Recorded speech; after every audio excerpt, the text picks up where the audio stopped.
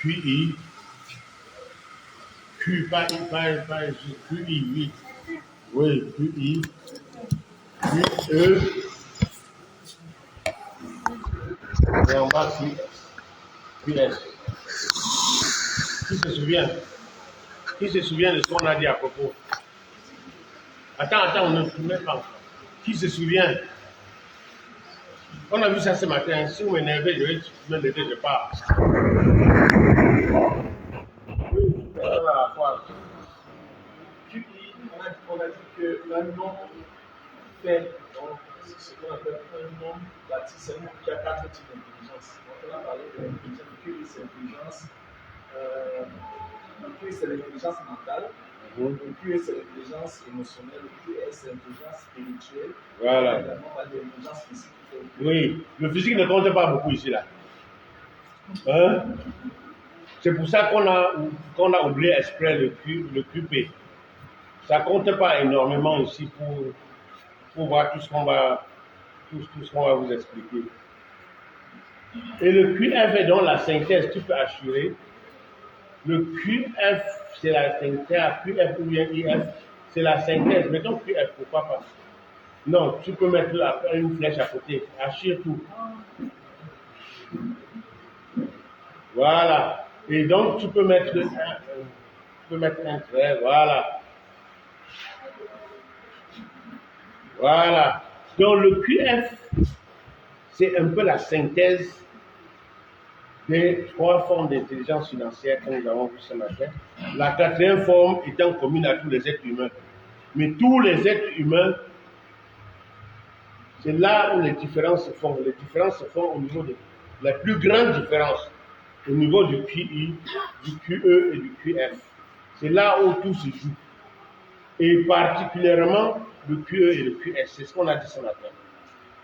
Et vous allez comprendre pourquoi au fur et à mesure qu'on va avancer. Je vous ai dit que ce matin, c'est pour ça que je reviens là-dessus, que le QF tel que présenté là, c'est comme les physiques, c'est comme la physique, c'est-à-dire la matière qu'on voit à l'école, comme les mathématiques, comme la chimie, où tu connais ou tu ne connais pas, ou c'est ça ou ce n'est pas ça. C'est où tu es fort là, dans ce domaine-là, où tu n'es pas fort, où tu es faible. Exactement comme on pourrait dire dans la vie où tu es riche, où tu es pauvre. Et les riches ont donc développé ces trois formes d'intelligence-là en matière d'argent. Je dis bien donc en matière d'argent, en matière de finances. Alors, si je prends le cas des mathématiques, vous savez qu'à l'intérieur des mathématiques, il y a plusieurs domaines, non? Qui peut me citer, qui peut commencer? Il y a quoi? Oui, au fond. Alors, dans les mathématiques, on a plusieurs domaines. Il y a l'algèbre. Il y a la géométrie. La géométrie. Laisse comme ça, quelqu'un d'autre dit, continue. Qui veut donner autre chose? Non, demandez la parole. Engagez-vous, oui. La statistique. Quoi d'autre? Oui. L'économie, quoi? La trigonométrie. Quoi encore? On n'a pas tout cité, hein? Il y a l'espace. Il y a l'espace. Il y a quoi d'autre? Il y a l'arithmétique. Ce qui vous concerne le plus, vous laissez, vous ne commencez pas les choses compliquées.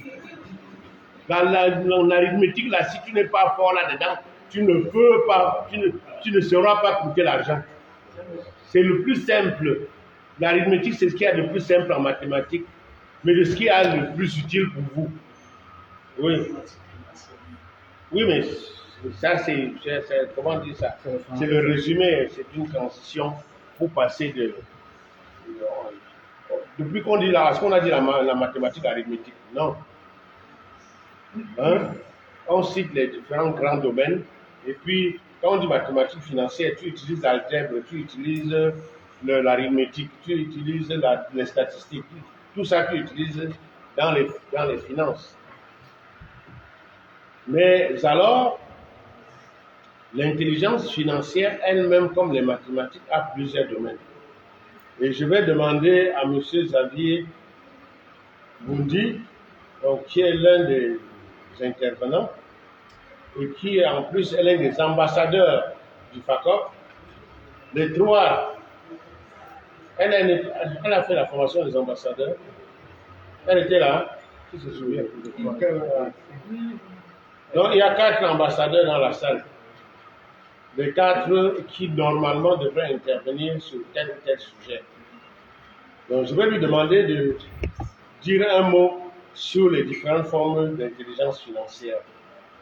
On va aller vite parce qu'on essaie d'aborder tout. Après, vous pouvez entrer dans les détails. Vous le trouvez dans les livres.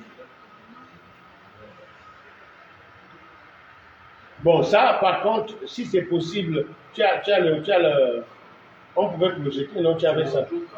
Comment tu ne le trouves pas?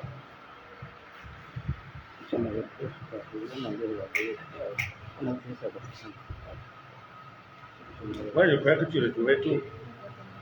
Je parle comme lui. Comment un grand truc peut mettre son toit comme ça peut perdre les choses? Il dit que comment les Blancs sont venus nous dominer jusqu'à nous battre. C'est la même question qu'on peut se poser individuellement. Comment le Chinois vient ici? Il nous bat, il nous tape, il vend tout. Nous sommes là, on regarde. Les Français d'abord, les Allemands sont venus. Les Français sont venus. Les Anglais. Maintenant, les Indiens, les Chinois, les Pakistanais, les Libanais, les Chinois. On est là. Nous, on fait quoi alors? Les Chinois. Heureusement, quand je dis ça, je dois vous avouer, quand je vais dans d'autres pays, je ne parle plus. Je vous dis la vérité, je le dis publiquement. La première fois que je suis allé au Sénégal, j'ai gratté la tête comme ça à bon. Les boutiques, comme vous voyez, les boutiques au marché central, là, occupées par des Blancs, qui parlent le Wolof, qui parlaient le Wolof plus que les Sénégalais. Je dis, qui vendent des pagnes, qui vendent, donc exactement comme vous voyez les boutiques, vous voyez beaucoup de Blancs au marché central, là, ou au marché Mokolo à Yaoundé. Mais imaginez donc un marché comme ça dans les boutiques, vous trouvez peut-être à 60-70% des Blancs, entre guillemets. J'étais scandalisé. En Côte d'Ivoire, pareil. Le Cameroun a au moins cette particularité-là. A au moins cette particularité d'avoir, grâce, semble-t-il, pour beaucoup au président Aïdjo, fait naître une classe de vrais entrepreneurs. Un peu comme au Nigeria, c'est Olusegun Obasanjo qui a. Donc l'État peut jouer un rôle là-dedans. Mais pour l'instant, il y en a beaucoup qu'on a essayé d'aider, mais qui sont devenus encore plus nuls quand on essaie de commencer à les aider. Donc, il y en a ici, j'espère qu'il n'y en aura pas ici. Des gens qu'on forme comme ça, on est comme ça en train de vous donner la vraie richesse. Hein? Il ne faudrait pas que vous soyez de même plus bêtes que ceux qui ne sont pas venus à la formation. D'accord? Bon. Vous devrez réciter ça. Moi, je vais avoir des problèmes avec vous. Vous tous, là, les ambassadeurs, là, vous devrez maîtriser ça au bout des doigts. Allons-y, vas-y. Elle va te dicter, tu vas expliquer.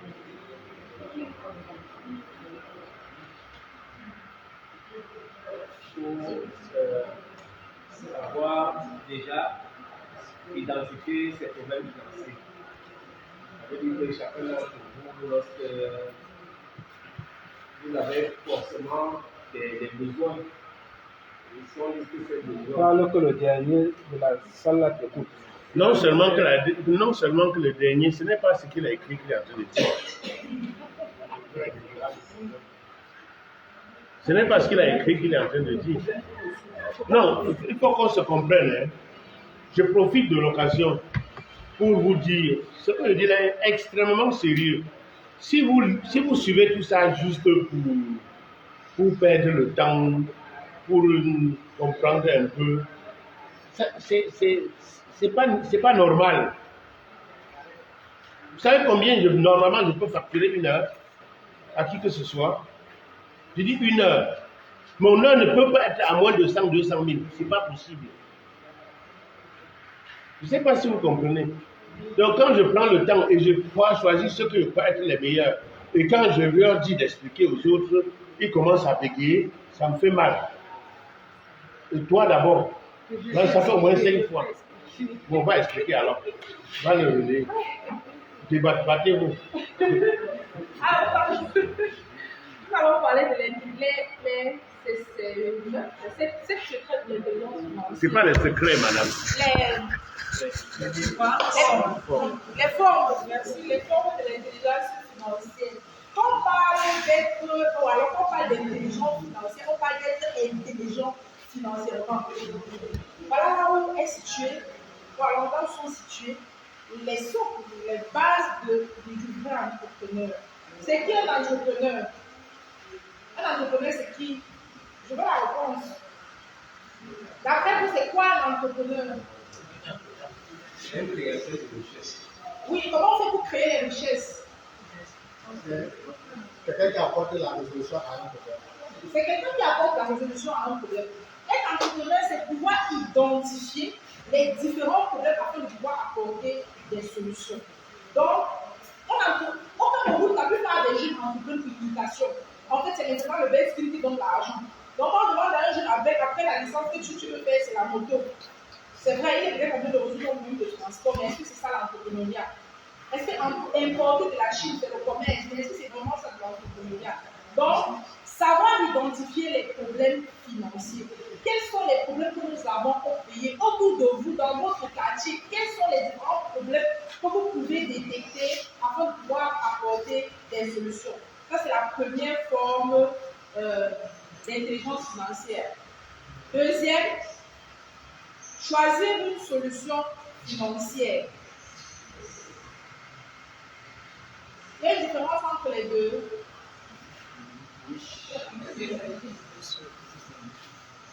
Allons-y. Choisir une solution, c'est juste apporter une résolution au problème identifié pour créer de la richesse.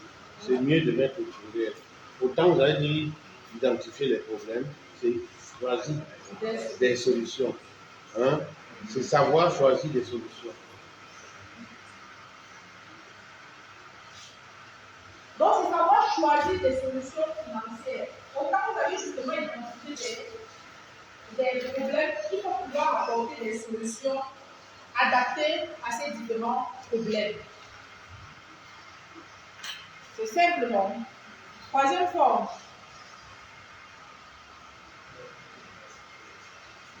Vas-y, dis d'abord. Pour gagner davantage de l'argent. Qu'est-ce qu'on fait pour gagner davantage de l'argent? Qu'est-ce qu'il faut faire pour gagner davantage de l'argent? Par exemple, il faut investir dans quoi? Dans quel domaine? Comment?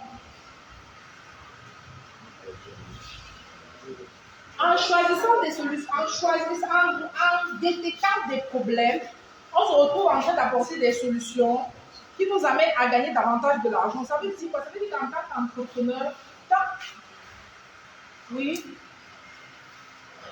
Bon, en tant qu'entrepreneur, ce qu'il faut faire pour gagner davantage de l'argent, c'est de résoudre davantage de solutions qui peuvent toucher le maximum de personnes. Merci. C'est de trouver un problème qui touche davantage de personnes. Tout le monde boit de l'eau. Est-ce qu'avant, on avait ce genre de bouteille d'eau? Qui connaît comment avant là? Est-ce qu'on avait même de l'eau tendue, de l'eau minérale conditionnée comme ça au Cameroun? Qui connaît Evian? L'eau venait d'où? De la France. La bouteille nous coûtait au moins 2000 francs.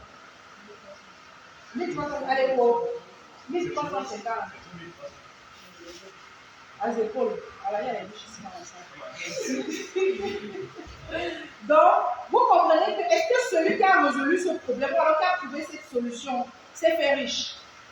Vous savez combien on peut gagner avec une petite bouteille d'eau comme ça? Ok, d'accord, on dépense combien pour avoir ce produit? Qui a une idée? 50 francs. Quelqu'un d'autre? 70 francs. Prix de revient. Vous faites une étude sur combien on a produit la bouteille, combien on a vendu la bouteille, combien coûte l'eau à l'intérieur. Quand vous voyez l'eau à l'intérieur, le mètre cube d'eau, c'est combien au Cameroun? Le mètre cube d'eau. 330. Mettons même à 500. Ça arrive 1000 litres à 500. Et on vous vend à combien dans la bouteille? C'est la même eau, hein? Ça, c'est juste filtré. Par rapport même 500 ailleurs. Vous comprenez que là, maintenant, on a vu combien de bouteilles d'eau. Et vous imaginez dans tout le Cameroun aujourd'hui, ce qui est en train de se faire. Est-ce qu'il est en train de résoudre nos problèmes? Est-ce qu'il est en train de gagner davantage de l'argent?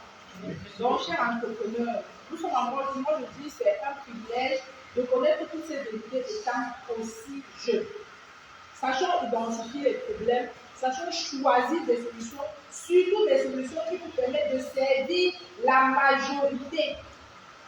Vous voyez, ça c'est la politique chinoise. Il y a beaucoup de monde chez les Chinois.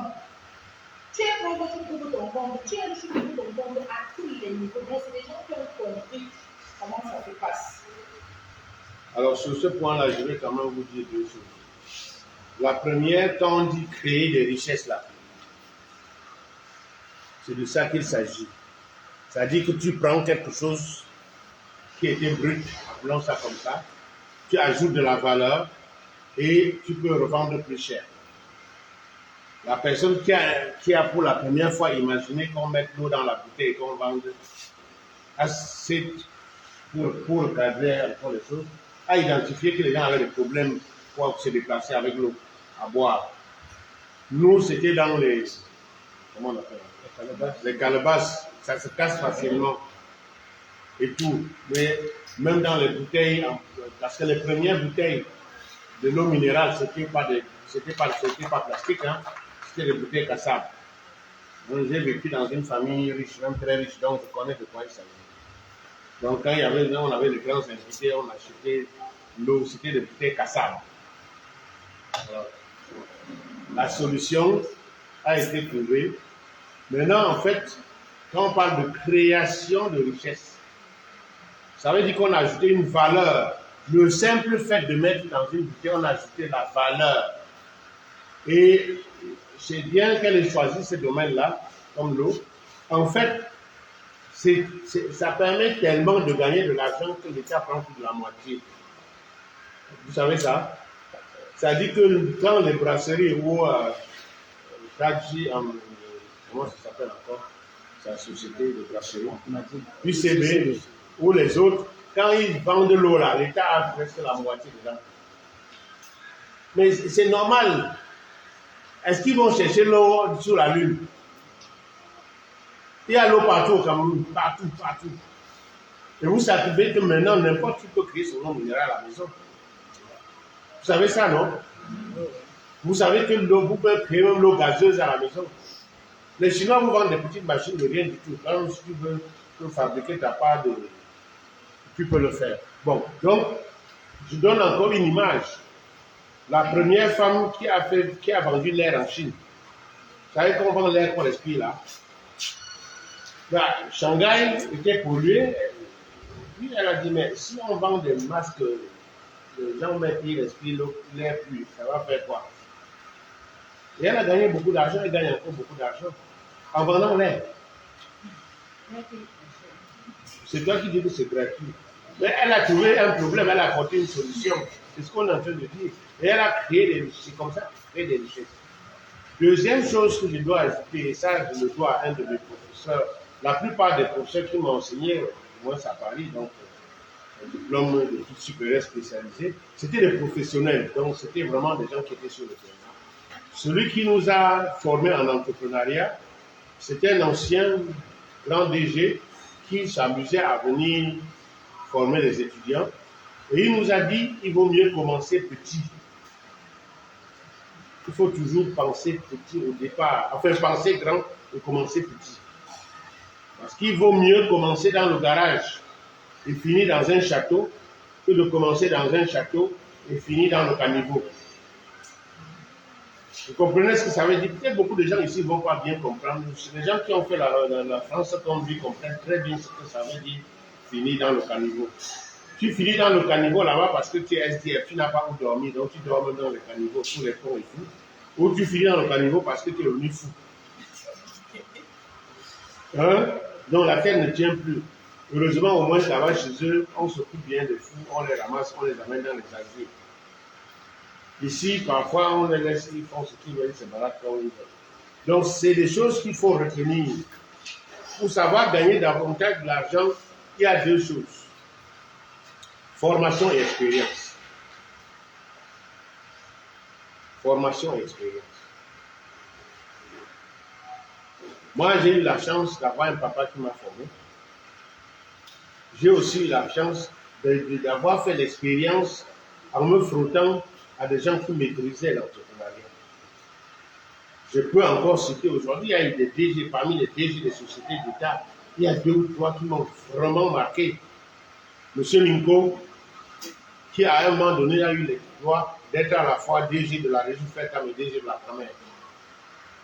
J'estime que quelque part on l'a tué un peu parce que déjà la régie Fertam ne le laissait pas, mais comme il était un très bon DG, on lui a dit donc, fais même les deux, prends même la Camer. J'estime que ça a été une erreur gouvernementale. Mais bon, je ne juge pas, je vois ce que j'ai constaté comme résultat. Finalement, à force d'être sur les deux, vraiment, il n'était plus celui que je connaissais. Il y a celui du chantier naval. Bon, pour des raisons bizarres là, je ne sais pas, je ne vais pas juger, il se retrouve en prison aujourd'hui. Mais pour moi, c'était l'un des meilleurs. Vraiment l'un des meilleurs. Il y a aussi le papa Oboufegue, qui était à la SNEC, les gens qui m'ont marqué par leur capacité même de travail. Tu vois, un papa de son âge avec les cheveux déjà blancs et tout, qui à 7 heures, parfois 6 heures, il est déjà au bureau. Et parfois, il ne repart pas avant 19 heures. Mais ce n'est pas que c'est lui qui fait le travail des autres, parce qu'il veut que ça marche. Parce que c'était à des moments extrêmement difficiles. Vous vous souvenez des années 90 pour les plus âgés dans la salle. Donc, la formation et l'expérience. Si vous, par hasard, vous voulez devenir boulanger un jour, allez travailler dans une boulangerie. Si vous voulez travailler dans un domaine et que vous êtes encore jeune, voyez si par hasard vous pouvez trouver du travail dans ce domaine-là. Voyez si vous pouvez même gratuitement, vous dites que même si c'est d'abord, je fais même d'abord un stage, vous allez voir si je travaille bien. Et comme vous allez travailler avec un esprit qui n'est plus l'esprit des ceux qui veulent juste avoir de l'argent pour le mois, ils dépensent d'ailleurs tous les mois avant que ça n'arrive. Ok, vous allez vous comporter autrement et vous allez avancer. Donc, on peut continuer. Quatrième point, protéger votre argent. Savoir, c'est des savoirs. Savoir Je protéger répète toujours, hein, c'est des savoirs où tu sais ou tu ne sais pas. Savoir protéger votre argent. C'est une intelligence pour savoir protéger votre argent. Comme on dit, l'arithmétique, c'est une intelligence, tu as l'intelligence pour savoir compter.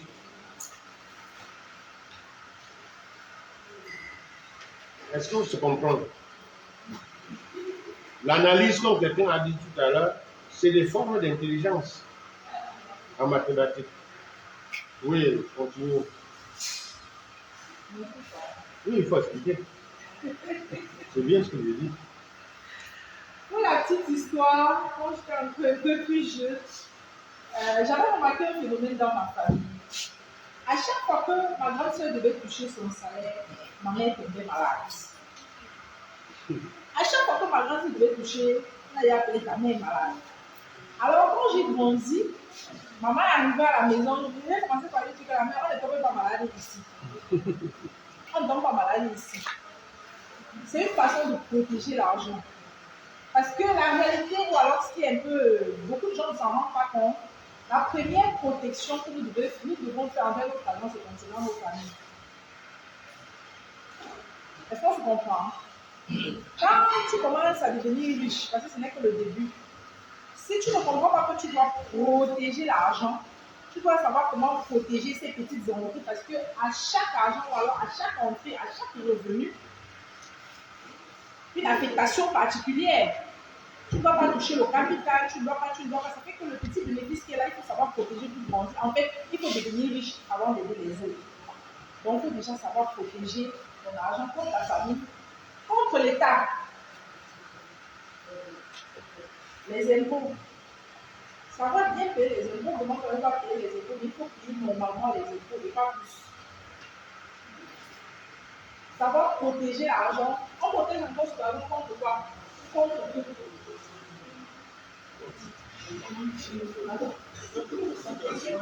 Ah, contre soi-même. Comment on peut faire?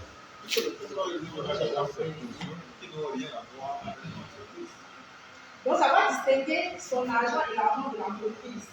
L'argent de l'entreprise n'appartient pas forcément au public, n'appartient pas forcément. Donc, si on veut grandir, il faut savoir faire la part des choses. Protéger son argent contre les avocats, la banque. Est-ce que vous savez? Pardon? Merci. Comment compte la banque? Quand vous commencez dans les affaires, est-ce que vous savez que ce n'est pas très conseillé de commencer avec les crédits bancaires? Ce n'est pas un avantage quand on commence dans les affaires. Déjà que la banque, quand c'est proprement fait, on ne donne pas l'argent n'importe comment. Et puis son avantage quand on est entrepreneur. Voilà. Justement, quand vous êtes déjà à un autre niveau. Donc, en tant qu'entrepreneur, on doit savoir comment protéger notre argent. Quand vous commencez, vous allez commencer à résoudre tous les problèmes de la famille. À chaque fois que vous téléphonez, c'est que tonton, après tata, j'y viens. Mais si vous chutez au lendemain, là, on va vous oublier. Donc, il faut savoir protéger son argent, c'est important. On ne demande pas de ne pas aider les gens, mais même avant d'aider, rassurez-vous d'abord que ce qui concerne le business est de côté, le capital est à côté, comment vous avez établi votre croissance. Il faut savoir protéger son argent.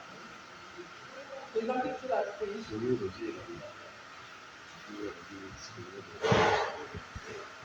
Non, il y a une forme, il y a pas une forme, il y a une forme de protection, une catégorie de personnes qu'elle n'a pas citées, je ne sais pas si elle a fait exprès. Je m'adresse d'abord aux hommes. Je l'ai dit ce matin, quand vous serez riche là, vous serez l'homme le plus beau garçon, le plus beau garçon de toute la ville. Si un homme lui dit que vous te dire que tu es le plus beau du Cameroun, elle va te dire que tu es le plus beau du Cameroun. En fait, ce n'est pas toi qui es le plus beau, c'est ta poche qui est très belle. Donc, c'est ton argent qu'elle calcule. Si vous ne comprenez pas ça, mais les filles ou les femmes, ne vous leurrez pas. Il y a aussi des garçons qui calculent votre argent là. Dès que vous commencez à voir, vous devenez tellement belle. Il est à votre service. Il est prêt à tout pour attirer votre attention. Et comme, si vous ne le savez pas, qu'est-ce qui fait qu'un homme s'attache à une femme ou qu'une femme s'attache à un homme? C'est deux choses. Qui peut me les citer? Attends, non. Non. Oh, c'est quoi?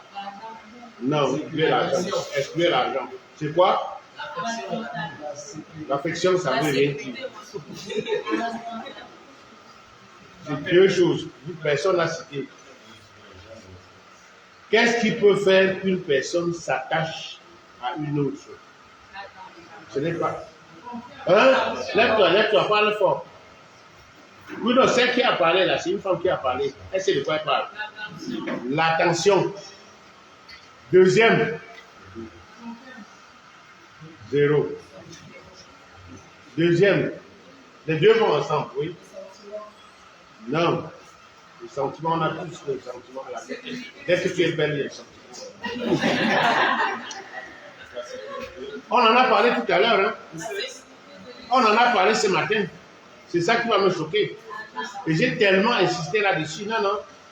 C'est pas matériel, c'est pas. Hein? Quoi? Parlez fort. Non. Le temps. Le temps et l'attention.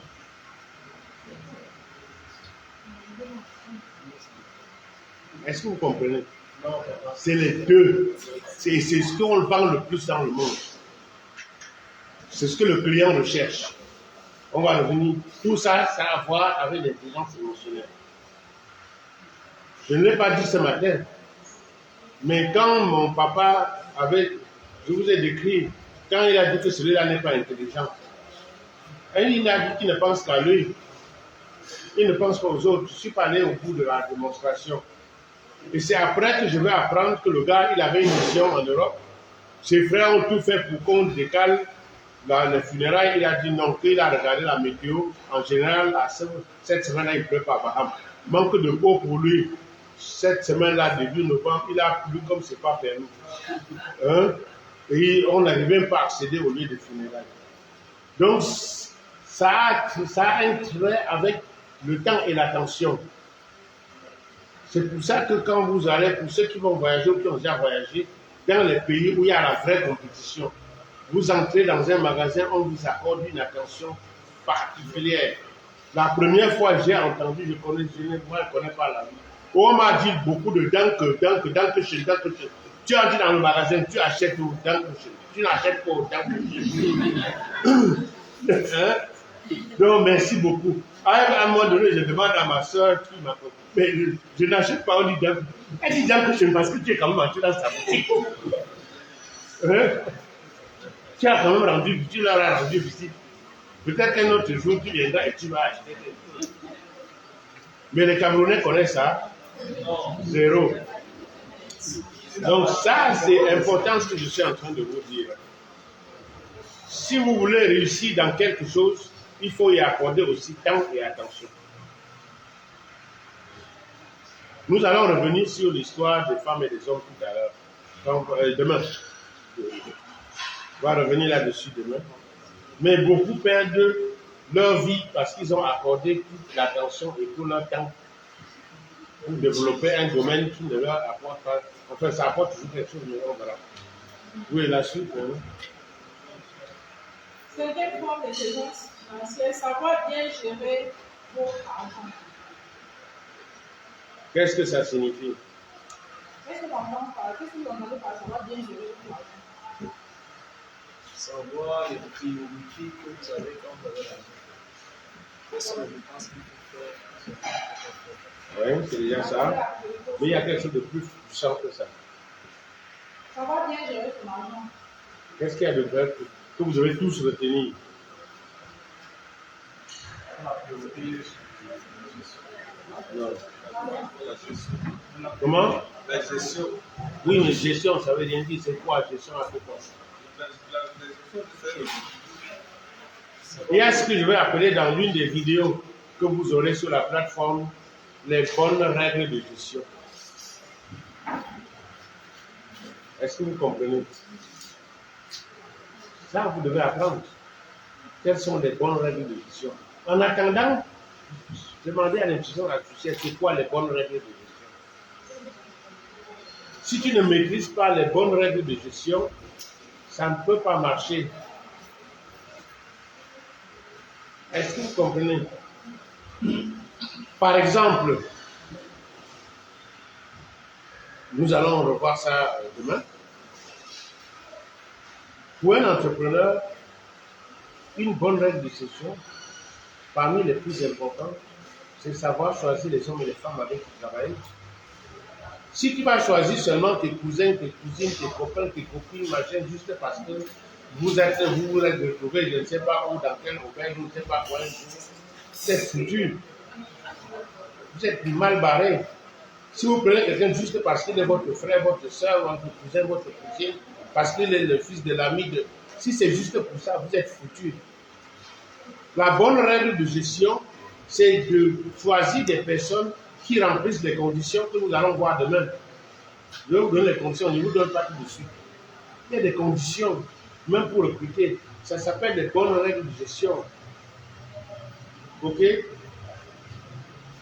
Ça veut dire que vous allez, si vous prenez quelqu'un pour gérer votre argent, vous allez vérifier qu'il sait gérer l'argent. Dans ce domaine-là, par exemple, les femmes gèrent mieux l'argent que les hommes. C'est connu. C'est pour ça que dans le monde entier, dans la plupart des caisses dans le monde, vous trouvez des femmes. Parce que le gars, si on le menace la nuit, que si tu ne viens pas avec l'argent, tu vas voir ce que tu vas voir. il va résister, la main va finir par passer dans la caisse. Mais les femmes ne réagissent pas de la même manière. Dis-lui que tu ne lui donnes plus rien, même pendant tu ne veux même pas la voir pendant une semaine. Elle dit, chance. Tu me donnerais d'abord quoi? Bon, je dis parfois on rigole, mais c'est pas tellement faux, hein. C'est pas tellement faux, hein. La vérité, j'allais dire scientifique, naturelle, fait que la femme peut plus facilement s'abstenir de certaines choses que les hommes. C'est connu. C'est connu. Une femme, il y a des jeunes femmes qui perdent leur mari et qui décident de ne jamais rien avoir et ça va pas. Combien d'hommes peuvent réussir cet exploit-là? Je ne sais pas non plus, très peu, sinon presque pas. Mais c'est naturel. Les femmes, par contre, ont de la peine à comprendre que l'homme ait cette tendance-là, à tirer sur tout ce qui bouge. Mais c'est une tendance naturelle. Et si une femme qui ne comprend pas ça, peut facilement avoir de gros problèmes. Parce qu'il va voir son mari sourire seulement à une autre femme, elle va le gifler au marché. Et un homme, quand une femme gifle au marché, il n'est plus ton homme, c'est fini là. Est-ce que vous comprenez ce que ça signifie là? Là, en même temps, je vous ai dit, on vous forme au leadership. Vous devez être des femmes responsables. Hein? Vous ne pouvez pas vous retrouver au marché en train de gifler votre mari parce que vous l'avez vu avec une femme. Il faut être malade. Il faut être folle. C'est une forme, c'est une forme de maladie, mais une forme terrible. Est-ce que vous comprenez? Bon, ça c'est je divague un peu parfois en espérant que ça va faire que ça reste gravé dans votre cerveau. Oui? Sixième forme, savoir rectifier votre argent. Qui imagine ce que ça signifie? Oui? Je peux imaginer un peu savoir faire des placements ou des investissements. Par exemple, oui? Qui l'autre peut dire que c'est? Oui? Dans le cadre de recherche et développement. Oui? C'est des bonnes idées. Vous avez suivi au fond? C'est de parler fort. Savoir faire des placements. Oui, toi, je crois que toi, c'était assez fort. Celui qui a parlé comme s'il parlait pour moi, c'est moi, il connaît ça. Je regarde beaucoup dans le volet recherche et développement de l'entreprise. Tout à fait. C'est vrai aussi. Alors, il y a ce qu'on appelle la magie de la capitalisation. Je crois d'ailleurs qu'en annexe du livre La pyramide de la réussite, j'ai simulé quelque chose pour amuser un peu les lecteurs. Mais ce n'est pas tellement faux. Okay? La magie de la capitalisation ressemble fortement à ce qu'on appelle l'effet cumulé. La magie de l'effet cumulé. Ça veut dire quoi? Ça veut dire que, je prends un cas vraiment terre à terre, hein. Ceux parmi vous qui vont s'amuser pour leur développement, pour leur formation, à lire ne fût-ce que 10 pages par jour sans sauter. En un an, vous aurez lu combien de pages?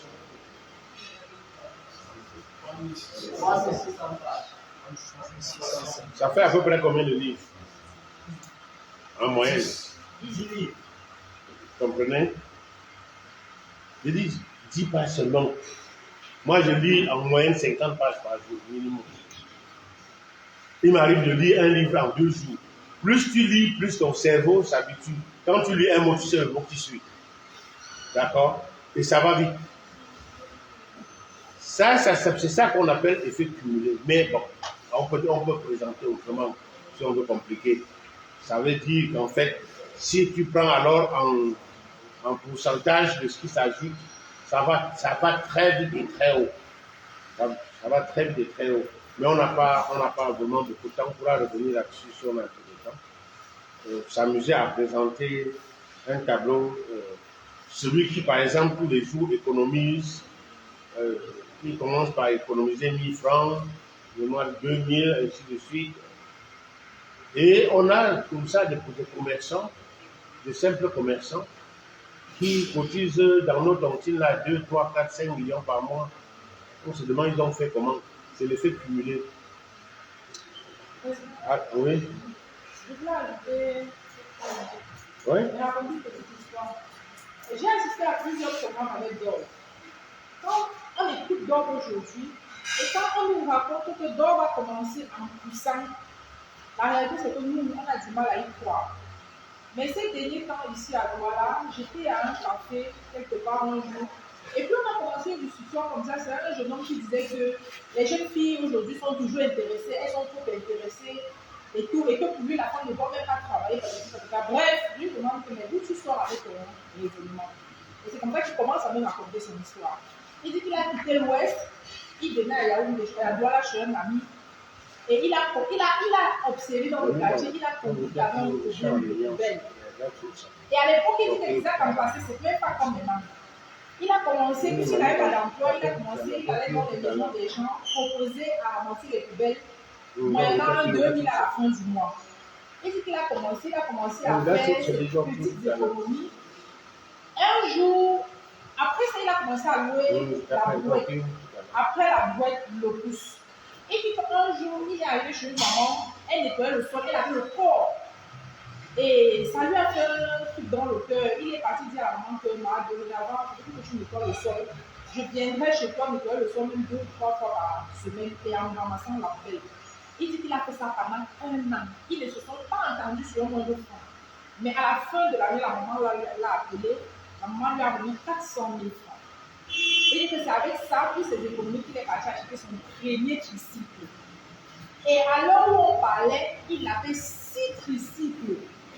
Il dit que quand il est parti dans sa chambre la première fois, il a dormi avec le sol pendant des mois. Le jour où il a acheté son premier matelas, il a dormi pendant toute une journée sans sortir. Donc il raconte que pendant ce temps, toutes les jeunes filles qu'il accostait, quand une jeune fille constatait qu'il ramassait la poubelle, la jeune fille fuyait. Et lui, il m'a dit, comment tu veux d'abord que la jeune fille aille dire quoi à son père? Sinon, elle demandait que ton gars fait quoi? Ton fiancé qu'il a ramassé aujourd'hui. Il est devenu Isaac. En vrai, c'était pour lui. Mais je dis, il disait donc que la seule jeune fille qui a accepté de l'accompagner dans ce périple aujourd'hui, c'est son épouse. Et je dis, et quand elle est à la maison de Ferrier, il dit non, j'ai ouvert une boutique. En fait, un jour, mes tricycles se sont gâtés et j'allais trop dépenser l'argent au garage. Je me suis dit, mais pourquoi ne pas moi-même ouvrir un garage et mettre les employés? Donc, entre-temps, il a ouvert un garage et sa femme vend toutes les pièces. C'est-à-dire, j'ai vu un jeune, je lui ai dit la prochaine fois qu'on va organiser le capot par Douala, je veux que tu viennes témoigner. C'est-à-dire qu'on voit un jeune qui est en train de partir de nulle part, qui a observé un problème et qui est en train d'en faire une entreprise. Parce que l'expérience a prouvé que la plupart des temps, nous, les jeunes, on commence. Mais on n'a pas cette vision-là, où on va. Il faut commencer petit, mais avoir une grande vision et suivre tout ça. Donc, il a su identifier un problème, il a choisi des solutions, il gagne davantage de l'argent. Ici, quand je lui ai dit, je veux que tu viennes témoigner, il dit que la mère, un jour, moi-même, je suis partie. Je suis allée voir les autorités parce que je voulais faire une entreprise. Quand j'ai expliqué ça, Dieu merci que moi, je suis tombée sur un père. Je lui ai expliqué ce que je faisais, il a dit que rentre au parti. Rentre, tu fais ce que tu fais. Tu fais comment pour venir ouvrir les papiers? C'est les papiers de quoi? Tu n'as pas besoin, va d'abord te débrouiller et grandir. Parce que quand tu vas venir commencer les papiers, on va mettre les yeux sur toi pour dire le système, c'est l'avantage que le système nous offre. Par contre, plusieurs jeunes trouvent que le système aujourd'hui nous défavorise. On a dit non, c'est pas le premier, tu ne peux pas être reconnu, on sait que c'est déjà ta métier, donc va te débrouiller. Et le gars disait qu'à l'époque, il avait un seul tricycle, quand on lui a dit ça. Aujourd'hui, il est à 6 tricycles. Et pendant qu'on parlait, il disait que voilà mon employé. Et entre-temps, il dit que quand il a commencé, il y a un jeune avec lequel il a commencé qui était licencié. Et il faisait les coupons, ils allaient en boutique, ils distribuaient avec les numéros de téléphone. Un jour, on a vu son ami, on dit que mon ami, donc toute ta licence, c'est là, c'est pour venir ramasser la poubelle. Il dit que le gars, bon gars, tu sais que je dois gérer l'administration de l'entreprise. Donc, continue d'abord. Quand ça sera, genre, on peut avoir les numéros, tu me rappelles, je reviens. Il dit qu'aujourd'hui, le gars ne ressemble à rien. Donc, en fait, je raconte cette histoire pour qu'on comprenne un peu que c'est possible. Ça, c'était sa façon à lui de protéger son argent. Il a tellement appris à bien gérer son argent pour aujourd'hui. Et il me disait qu'il a un prochain. En fait, la prochaine étape, il a déjà dû essayer ça une fois. Il dit qu'un jour, il s'est retrouvé au Carrefour Bobo. Il a posé 2 tricycles. Il a juste commencé à crier, jetez vos poubelles à partir de 100 francs. il dit qu'en 1 heure de temps, il a travaillé 8 000 francs. Donc actuellement, il est en train de chercher de l'argent pour acheter au moins 10 physiques qu'il va mettre dans les marchés, faire les haut-parleurs là, et on commence, les haut-parleurs commencent à se faire. Tous les 100 francs, jeter la paix, jeter la paix, jeter la paix. Donc ça, c'est le prochain niveau. Donc, vous pouvez voir de là où quelqu'un est parti sans rien pour créer une entreprise. Merci. Alors, il y a un aspect que vous, en tant que futur entrepreneur ou futur entrepreneur, vous devez savoir. Ça s'appelle l'effet de levier. C'est des gros mots. Mais on peut pas, parfois, il vaut mieux utiliser ces mots-là pour sachez. Beaucoup de riches fructifient leur argent en utilisant ce qu'on appelle effet de levier. Donc, je mets d'abord ça ici, là. Effet de levier. On apprend ça à l'école, mais on apprend pour avoir des notes. Nous, on apprend pour avoir des notes. Ça signifie quoi? Supposons que ça, c'est juste un immeuble avec 10 appartements. Qu'on loue.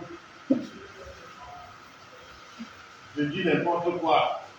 Le nombre de 8, ça fait 1, 2, 3, 4. Voilà, ça fait 8 appartements. D'accord? 1, 2, 3, 4, 5, 6, 7, 8. 8 appartements à louer. On vend l'appartement, je dis n'importe quoi, à 50 millions. D'accord? Un appartement à 50 millions.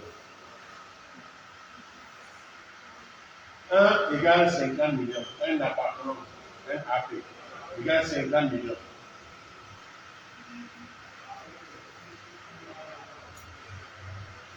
Moi, Gamdem, j'ai, je dis n'importe quoi, j'ai 200 millions dans mon compte. Si j'utilise 200 millions pour acheter 4 appartements, c'est que je suis le plus situé de la terre.